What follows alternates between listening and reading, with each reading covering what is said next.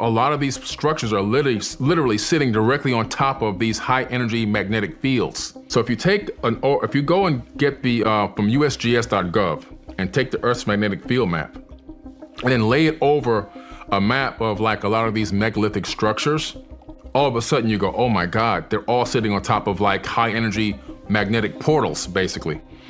And what's interesting about that is how in the world did they figure this out? Like what type of tool do you use to measure how much magnetism is whipping out of the Earth here from the core or 100 miles away?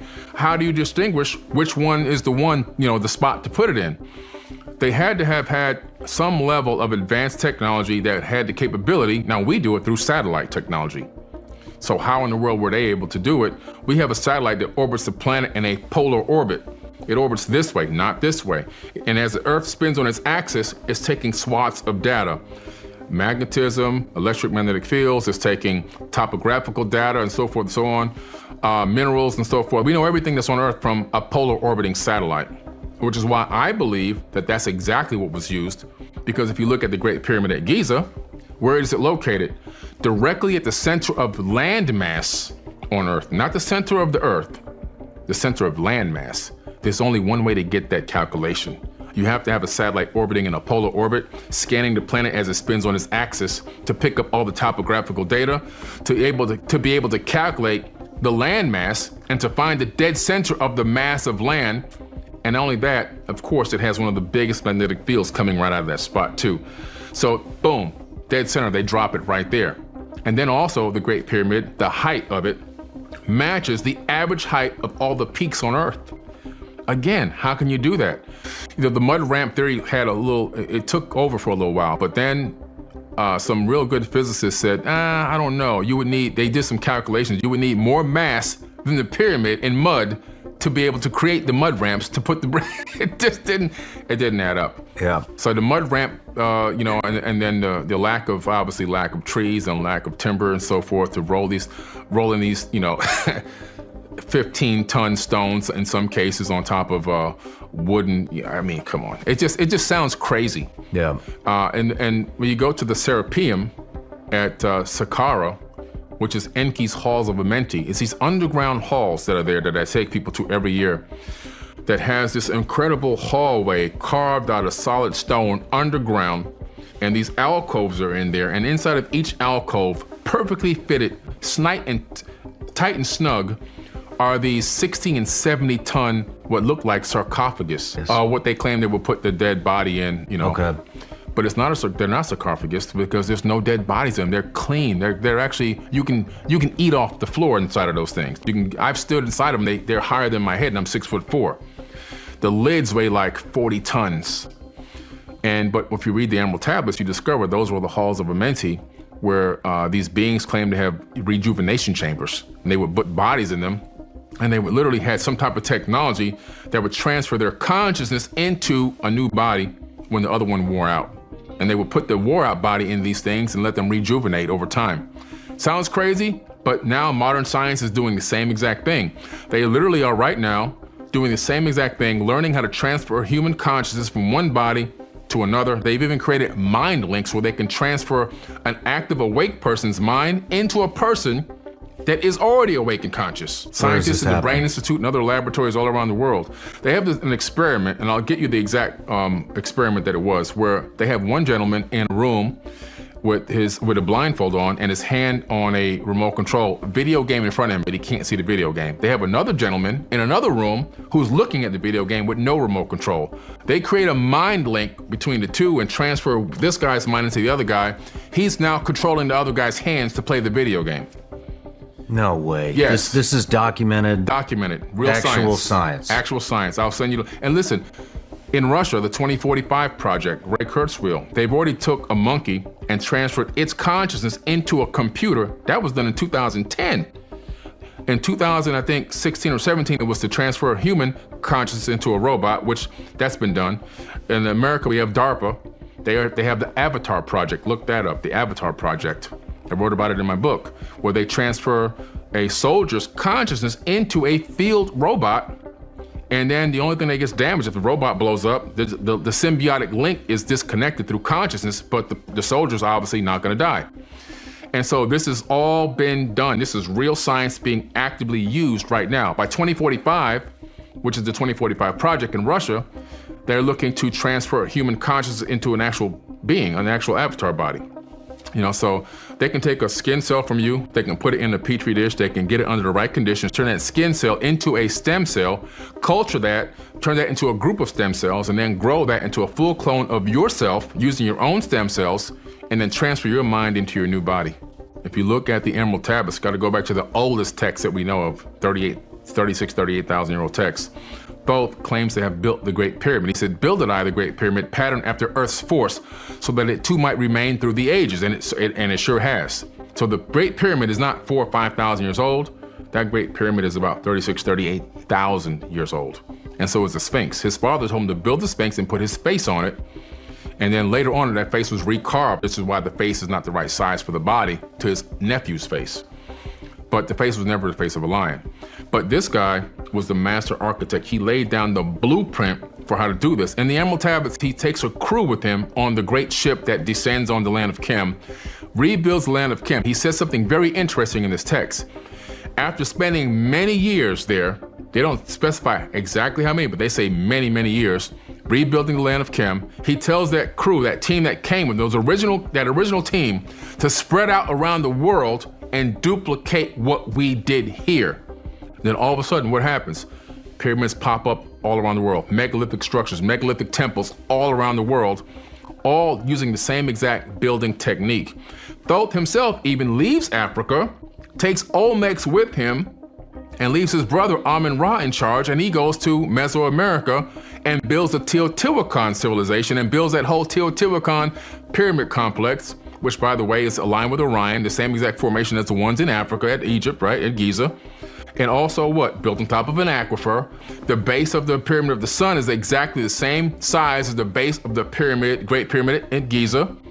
And the height is exactly 50% the height down to the millimeter of the Great Pyramid at Giza. Again, and this is again what? One master architect, again, showcasing his talents and going all around the world. This guy is known everywhere I've gone on the planet. I went to Africa. He's obviously all throughout Africa. He's known as Tahuti, Jehuti, Thoth, right? According to the ancient Egyptians, he ruled for 16,000 years, one person. In China, he's Wang Di, the first emperor of China, who came down on a fiery dragon. Sounds like a flying ship. Ruled over to China for decades, for several centuries, and then just got on this flying dragon and disappeared again. In Mexico, he's known as Quetzalcoatl, Lord Pakal, Kukulkan. He comes in on again a what? According to the Mayans, a fiery dragon, and he's there. What he built? Chichen Itza, Teotihuacan, Cobol, all these places were developed. The Mayans didn't build anything. They inherited what was already there. The Aztecs didn't build anything. It was already there, and that's even in their own records. Matter of fact, they didn't even know who the people were originally that built some of this stuff, so they gave them the name Teotihuacans. But in the Emerald Tablets, it tells you exactly who it was. And so I was out in Australia, in the outback, in the middle of nowhere. A gigantic petroglyph of who? Thoth, out of Kemet, in Australia, carved into rock in the ground.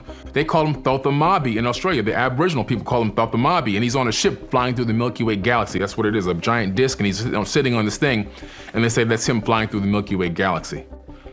Wow. And so the more you look into it, these structures, they were built by people, not aliens. In other words, Thoth, in my opinion, wasn't from this planet, and also his relatives, but they had the people doing the labor. They taught the construction techniques, and they had the blueprints on how to do this. They weren't going to get out there themselves and do all this hard labor, but they had the blueprints. They laid out the foundation, and they said, hey, this is how we do this, and we're going to do this all around the entire planet. You see an Anunnaki god, you call him a god with a lowercase g, it ain't the God, okay? We know God is a god for real, but that ain't the God. They called him a god because these people didn't understand. These people had advanced technology.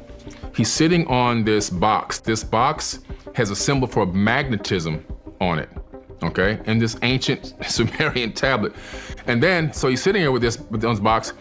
There's this tripod thing up in the air, and it's got this disc Underneath the disc is a gigantic stone table, and there's human beings. You can tell they're human because their height compared to this guy, they're tiny. And a human is picking it up with one hand. That disc is a cymatic frequency. You can perfectly match. I found the exact frequency, and I have a video on that frequency, which creates that exact same cymatic pattern.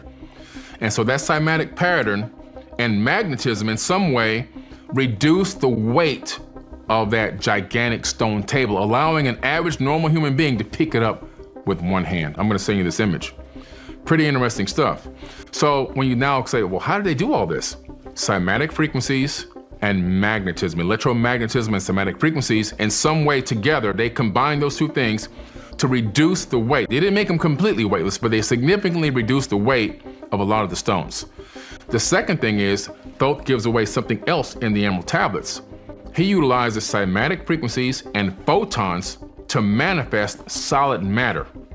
Now that sounds crazy in ancient tablets, but guess what happened 2 years ago? In a laboratory in the world we live in right now, scientists got together and they combined cymatic frequencies and photons, and for the first time ever created solid matter. That's in physics.org. That happened, I believe it was in the UK. Okay. Yeah, and I'll give you the link to all this stuff. So pretty interesting, right? So the tablets keep getting proven by modern science. This is why I keep going back to the tablets, because wait a minute, this guy says this then, you know, you've heard of the active denial system in the military. It's this dish that sends out a beam of frequency towards people that are looking to be, do harm, right? Mobs, and it'll make you stop in your tracks. It'll make you feel like you gotta vomit. It'll make you feel like you're on fire. It can even put voices in your head. It's called the active denial system in the military. Well, in the Emerald Tablets, Thoth has this group of people coming at him because they don't know who he is when he lands his ship.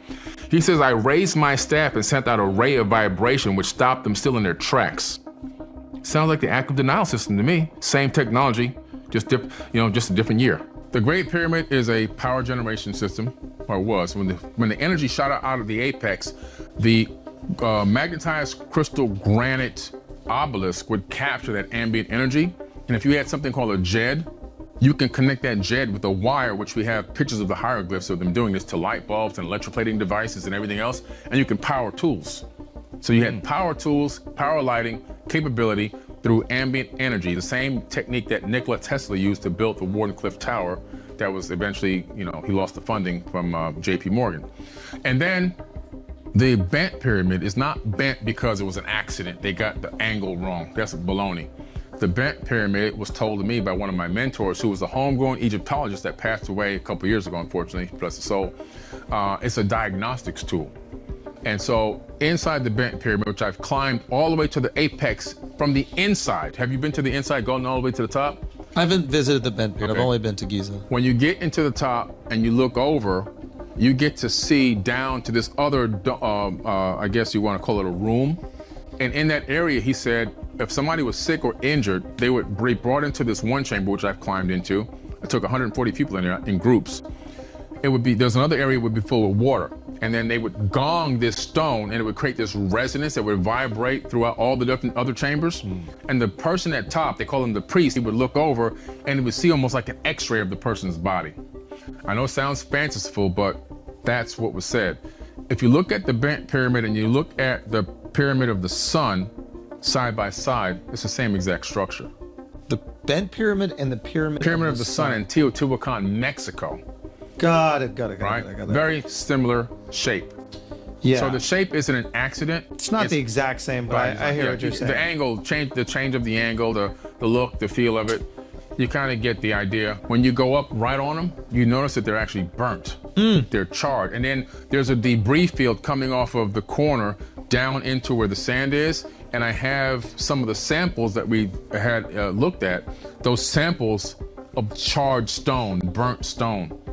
And what's gonna burn and char that stone and create these explosions? There's another area around the other side where a huge piece of it's been blown off. You can see that it's hit and it's blown out, not collapsing. And so what would make that amount of debris fly that far away from the pyramid? If something collapses, it falls straight down. Yeah. This stuff goes up and out. And you can kind of calculate the trajectory. You go, oh man, something impacted this. A projectile impacted this pyramid. So it's another remnant of the ancient war, in my opinion. That same war that I told you about earlier.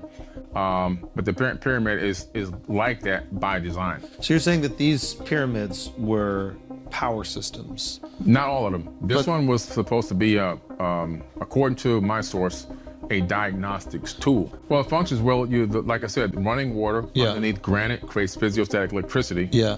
In the area that you walked up, that Grand Gallery, there's these slots on the side. Okay. And we estimate, or we hypothesize, that there were rods in those sections. They call them resonating rods. Okay. And that would step up the energy going into the king's chamber. And then from there was some type of fusion that would happen. If you notice that a stone box inside the king's chamber has a big chunk missing off of it. And if you look across directly to the wall, 20 feet away, you can see where that chunk that flew off impacted the wall and created the shape of that broken piece. How can you break rose granite and send it that distance and crash into another piece of granite and have it break into that piece? So we know that there was an explosion in there, okay? Yeah. So evidence of an explosion. It's a power generator. Now the queen, what I was talking about earlier, the queen's chamber, water would flow into that. And Christopher Dunn, when I interviewed him the other day, after all these years of me talking about this, I had no idea he had the same hypothesis. This guy is a real engineer. The water would go down there, and through electrolysis, they would extract hydrogen atoms from the water. Okay. So if you take a battery, like a 9-volt battery, put it in a glass of water, you'll start seeing bubbles. Okay. That's the hydrogen coming out of the water. Okay. You're extracting, it's that easy to do. It's not hard. I'm trying to make the point, like, it's not like real science, it's simple. You just need to understand positive and negative volts. Anyway, but why hydrogen? The shafts of the pyramid, those open shafts, they align with star systems. They align with Orion, Aldebaran, Sirius star system, right? All these different star systems on different alignments, on the different precession of the equinoxes. What communication method do we use right now, like at SETI and in modern technology, astrophysics, to try to communicate with ET? We transmit information on the hydrogen frequency because it's the most abundant frequency in the universe. So in my opinion, this is my own hypothesis. Now, see, I always tell you the difference between text and my hypothesis. On those alignments, we would transmit information to those star systems, updates on our breakaway civilization, to our other. So they were not using it as a power system. They use it as both. It's a multifunctional stone computer and a power generator. So it's a power generator for, Egypt, whatever they were doing. Okay. And then it's also a communication device for other galaxies. Correct. That's my personal opinion. Other star systems, not galaxies. Sorry, other star systems. Yeah, right. Well, isn't a galaxy a star system? Well, our Milky Way galaxy has trillions of star systems inside of it. So, got it. Yeah. And there's The galaxy has the star systems. Yeah. Each star system, we are within one star system. Got it. And how is the Ark of the Covenant related to this? Well, when the Great Pyramid, for some reason, stopped producing enough power, they took the Ark of the Covenant and they created that rose granite box inside the king's chamber, and they put it inside of there. What is the Ark of the Covenant? It's a power generating technology. How do we know this? Because But what is it? What do people think it is? I've heard the Ark of the Covenant. I think What does it's that this mean? holy thing that existed that just protected the Hebrews and protected them from the Pharaoh. It's a lot more than that. When you begin to read even the biblical text, you discover it was technology. The person that handled it had to have on rubber boots, right? It's electric. You had to have on special rubber gloves. You had to have on these breastplates to help diffract some of the radiation that was coming out of it. And if you didn't have that stuff on and you touched it, you die instantly. People thought it was holy and magical. No, it's just technology. You're getting shocked to death. Right. Now, the descriptions of this thing, sending out lightning bolts and all this stuff and vibrations and buzzes, it's electrical. So some scientists at a university in America reproduced it utilizing the same instructions in the biblical text. Reproduce what? The Ark of the Covenant. And guess what? It generated so much power they had to shut it down. And anyone can Google that, look up the experiment and watch the videos on YouTube of them doing it. It's real. It was technology. And that's what was inside of the stone box. How do I know? It's the same exact dimensions as the Ark of the Covenant. And that's what happened when Moses, AKA probably Akhenaten, I think it was really the person, fled Egypt. He had, it wasn't slaves building the pyramids, by the way. Take the slave thing out of your mind. There was no slaves building pyramids. Didn't happen. People were building and working on the pyramids because they were honoring the gods. There were no Hebrew slaves in Egypt building pyramids. Nowhere does it even say that. There's records of the payroll and even the medical expenses to help people out who got injured or hurt at the job site, at the temples, and that stuff is in the museums. It's all documented, so it's not just me saying that. But Akhenaten started bringing in the one God religion, the monotheistic religion. He's the first one to bring that in. We're gonna worship the great Amen Ra. He started telling his people to go around and deface all the other gods, erase them from history, chisel them all away. That's why when you go to Egypt, you see all those chiseled faces away, all the noses broken off and all that. It's not because, I hate to say it, but it's a fact. It's not because white people didn't want to know that, let us know that black people were in Egypt. That's not true. I'm going to tell you what it is. It's not true. I've been there long enough to know, and I know enough history to know when the white people actually arrived there, these things were broken before they even got there. Yeah. So there's enough noses that still exist, by the way, that are on display that tell you, well, wait a minute, if these are just as old and these still have noses, then these never got beat up. But anyway, the point is, he then took these people and created his own following, his own cult following. They all wanted to worship one God. And Amen said, there'll be no other God but me, because I'm a jealous God. That made it into the Bible, right? And he then decides to take his people, because now the politics are like, we got to get this guy out of here. He's destroying our history. He says, okay, I'll leave. I'm taking my people with me. He goes into the Great Pyramid and takes the Ark of the Covenant with him and takes that out into the desert. This is why he had to chase him down. You just lift it up and take it out. As long as you have the boots on, I mean, it's clear instructions on how to do it. Oh, I thought it was like enclosed. No, it's not enclosed. Oh. It's just like a lift up thing with two handles on each side. Oh, okay. They took it out of the king's chamber.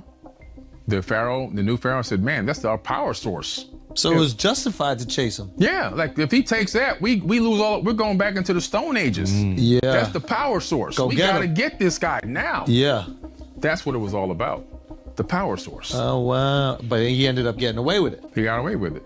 Yeah, with that one. There were a few more. There were two more Arks of the Covenant, but they didn't have one. Who had them? Well, there was one in China and one in Mesoamerica. What did they make with it in China? Nobody knows. Yeah. You know, they got 3 pyramids in China that match the same Orion alignment as the Great Pyramids and the alignment that we have at Giza on the Giza Plateau. Can you bring that up? Yeah, bring up the China pyramids aligned with Orion. So who were the group of people that built the pyramids? These were the Atlantean people. Yeah, they had humans working on the pyramids, because I mean, you know, if I own a construction company and then I have a master architect, underneath then I have a foreman, underneath them then I have the workers. Yeah. So that's how it is. So the workers are doing work under the tutelage and utilizing tools in the way that we have taught them, but at the end of the day, it's the master blueprint coming from one master architect. There you go. China's on the left right there. The Xi'an pyramids. They're called the what? The Xi'an, Xian. You see those 3? They're perfectly aligned with Orion. The next one is the Teotihuacan, perfectly aligned with Orion, and the third one obviously is the pyramids of Egypt, perfectly aligned with Orion as well. So one master architect. This now, a traditional mainstream scientist would look at this and go, of course we're going to align these structures with the 3 brightest stars in the galaxy, right? Yeah. And if there was nothing to read back then, there was nothing to watch, there's no TikTok, there's no Instagram, the coolest thing going on is the night sky. Right. And when you look up in the night sky, you start making shit. Oh, that's Orion's belt, this is a whale, this is a giraffe, whatever it is. Okay, so that's what the traditional mainstream correct philosopher or scientist would say. Can we see the just pictures of the pyramids not aligned, just like face on? I never knew that there were these pyramids in China. It's hard to get access to them. It's hard to get access to the face on lot, because China doesn't want them out. They don't even let people visit them. There's one. Why is that? They're keeping them sacred. See, there goes one there. They've got it nicely covered with some nice trees. Yeah, did they plant these trees? It looks like they planted them. Yeah, they covered them with dirt and planted trees on top of them. And why do they want to plant? Why do they want to cover this? What benefit would that be? They just don't want people to know that there was an advanced civilization. Yeah, exactly. The more cover up, more. The Chinese pyramids and the pole star. That's not beneath the pyramids, is it? No, that's a different area right there. He's looking at the so the terracotta warriors. The terracotta warriors. Yeah, that's totally different. But yeah, wow, a lot of incredible stuff there in China. But yeah, they got the pyramids too. Now, the alignment is extremely hard to do. So that alignment happens on a processional period. So you're talking about a massive span of time. You're talking about it has to align every, depending on the procession, every 13, 14,000 years, right? So all of a sudden, you look at the Younger Dryas era, where we had a mass extinction level event happen right above Syria and just decimated that whole region and down even into Asia. Not the perfect time to be building a pyramid complex. So you got to go back another processional period to get the right alignment to make sure it works. And you have to build it to that where it aligns with these stars show up right over the pyramids on a specific time. So now we're going back 36,000 years, the same age as the Great Pyramid, the same age as the Emerald Tablets of Thoth. Whoa. Can you tell us about not Göbekli Tepe, but there's another ancient structure right near there that you had talked about? Derinkuyu? I think so. Yeah. Derinkuyu is an amazing underground city. There's a bunch of them. Yeah, there's a bunch of them, correct. And this one was discovered by a farmer. And when they opened it up and went down there, it can hold up to 30,000 people going down 12 stories deep into the ground. To the water level. Yes, and even areas for worshiping and cattle, livestock, and all of that. No sign of any collapse. 14,000 ventilation shafts leading to the highest levels to bring oxygen to the people at the deepest level. And what is your That's advanced technology, because when you have a ventilation shaft this wide, an inch or two wide, cutting through solid stone down 12 stories, what kind of tool can do that? Yeah, that's interesting. Why would they build it though? Why would they want to live underground? Good question. All the cultures around the world, all the indigenous cultures have the same story. At some point, there was a disaster. It's not known if it was war or geological. It's not known.